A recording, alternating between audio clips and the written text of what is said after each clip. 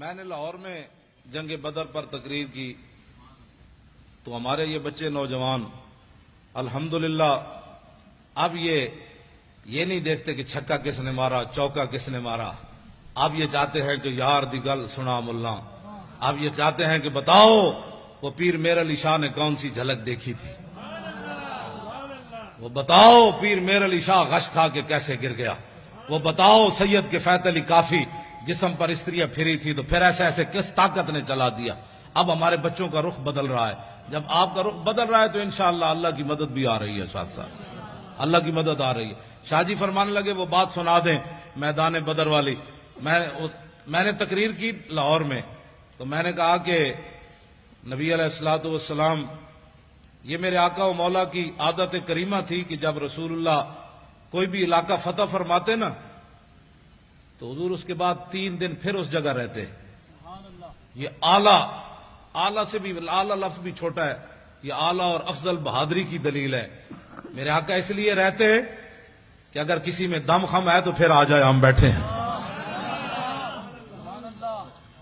لہو ہمم لا منتہا لکبائرہا وہمتہ الصغریٰ اجل من الدہر کانہ وہو فرد فی جلالتہ فی عسکر حین تلقاہ وفی حشم.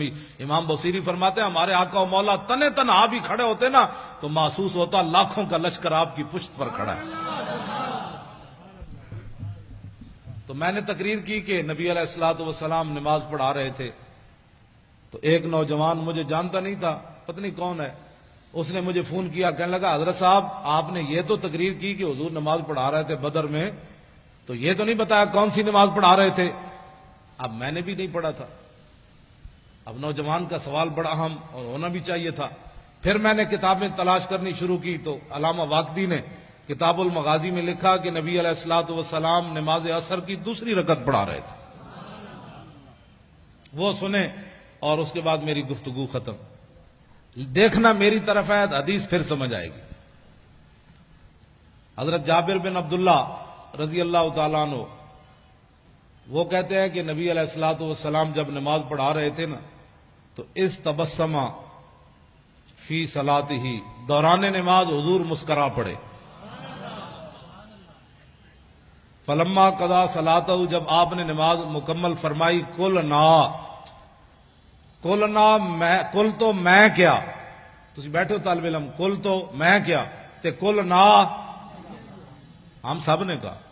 اس کا معنی یہ ہے کہ حضرت جابر ہی نہیں دیکھ رہے تھے سارے ہی دیکھ رہے تھے. کل تو میں کیا اور کل نا.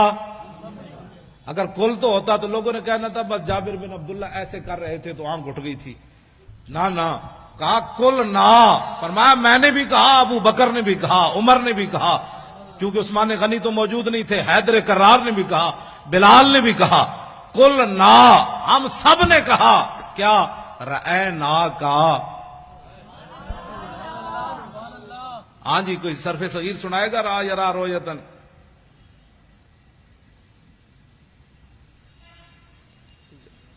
را یرا رویتن فهو رائن ورؤیا یرا رویتن فذاک مری لم یرا لم یرا لا یرا لا یرا لن یرا لن یرا لا یرین لا یرین لا یرین لا یرین الامر من را لترا یرا لا یرا والنهی لا ترى لا ترى لا یرا لا یرا ظرف من مران مرایان مرائن و مرائن ولالۃ من مران مرایان مرائن و مرائن مرات مراتان مرائن و مرایۃ مراء مران مرائی مرائی و مرایۃ افل التفضیل مذکر من ارا رایان ارون ارائن و ارائن والمؤنث من رؤیا رؤیان رؤیات روان و رؤیا فعل تاج من ارا و رایبی و راو و یا راو وات.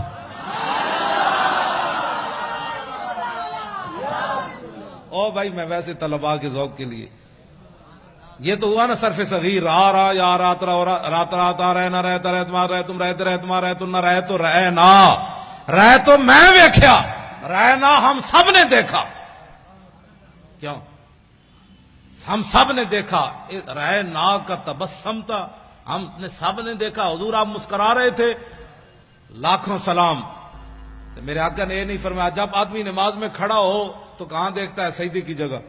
جب رکوع میں جائے تو پاؤں پر اور جب سجدے میں جائے تو ناک پر اور جب تحیات پڑھے تو گود میں. سامنے دیکھنے کا تو کہیں بھی حکم نہیں ہے. تو میرے آقا تو سامنے جلوہ گر تھے تو رأینا کا تبسم تھا.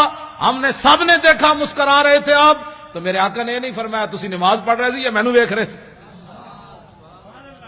تم نماز پڑھ رہے تھے یا مجھے دیکھ رہے تھے؟ میں پھر داڑھی منڈے اقبال کو پوچھا،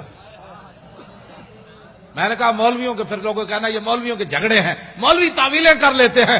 میں نے کہا اقبال بتاؤ، تمہاری آنکھیں یورپ میں بھی جا کر خیرہ نہ کر سکا مجھے جلوہ دانش فرنگ کہ سرما، میں نے کہا جو سرما لگایا ہے نا، اس سرمے والی آنکھ سے دیکھ کر اس حدیث کا مطلب مجھے سمجھاؤ کہ صحابہ نماز پڑھتے ہوئے حضور کو کیوں دیکھ رہے تھے؟